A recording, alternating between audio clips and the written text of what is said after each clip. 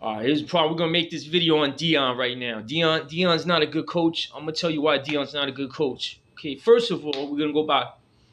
First of all, the analysts they too scared to criticize Deion, right? Because they want to have him on the show. So they keep propping up Deion. So here's my problem with Deion. He he he sat there and he was so cocky. He started saying how good he was. When he was winning, it was all good. It was all good for Deion, right? He was winning, and he was rubbing it in people's faces, prime time. I'm not hard to find. I'm coming, right? They scared. I'm changing the game.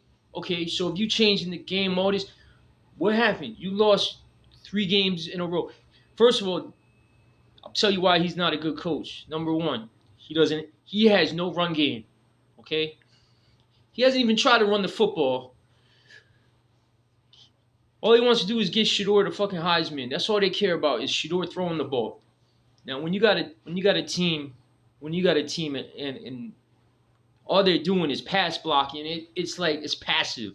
It's real feminine. Like the first step when you pass block is back, right? So he got him pass blocking.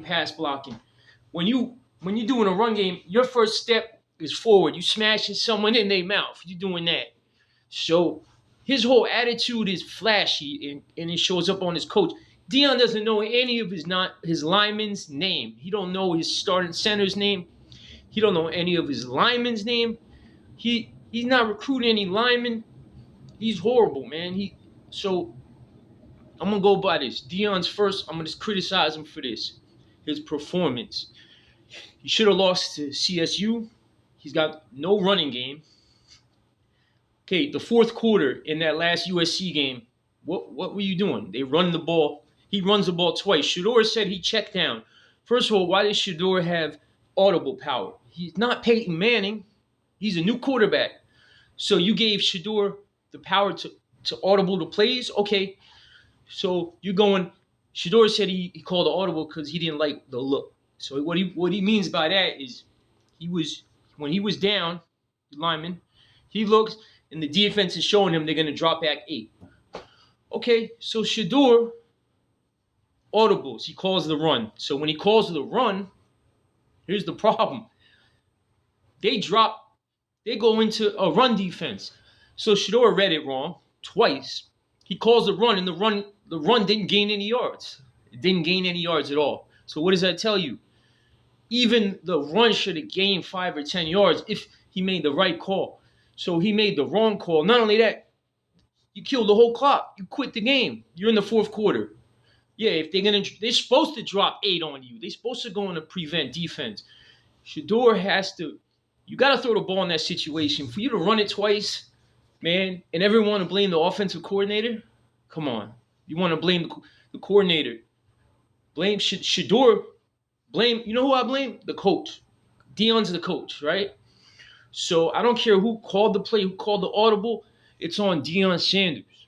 It's on Deion Sanders because that's game management, the classic game management. He's done a lot of questionable things. Cormani McClain.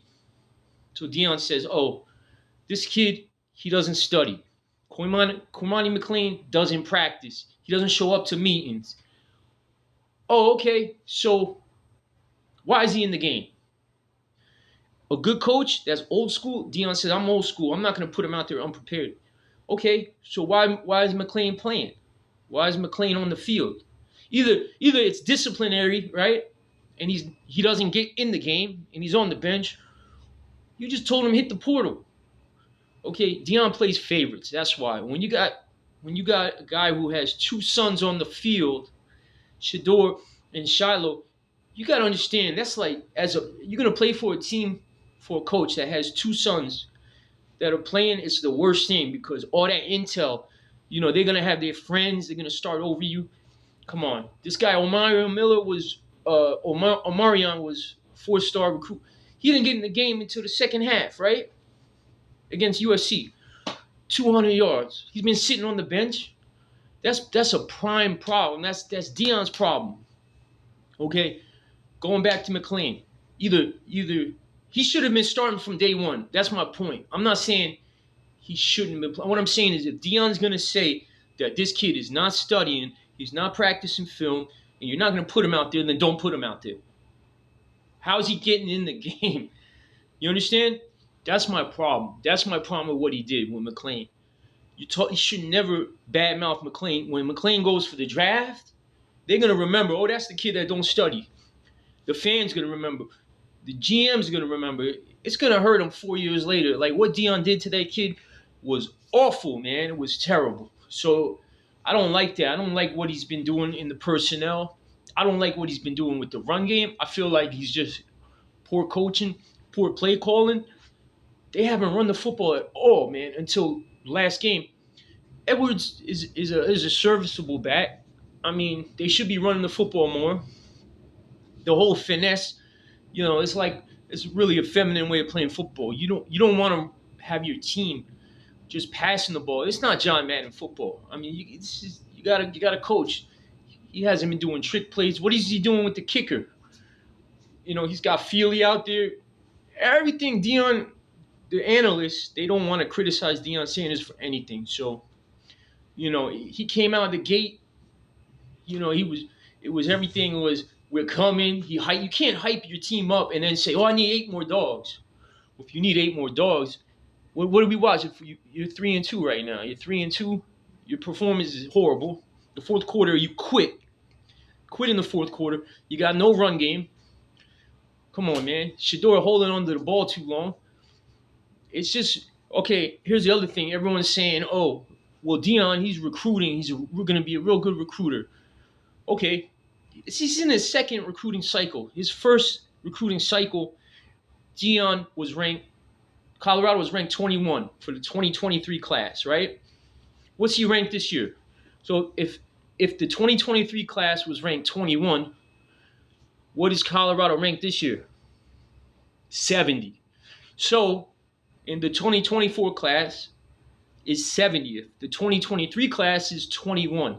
So if you went from the 21st ranking to 70th, what does that tell me? That tells me that you're going backwards. And then you sabotaging your only 5-star recruit from the 2023 class, McClain. He only got on the field by accident. It was obvious he has the talent. He's a day one starter. Of course he wasn't motivated for film study. You got him riding the damn bench. And then you got Hunter playing both ways. Deion writing a lot of checks he can't cash.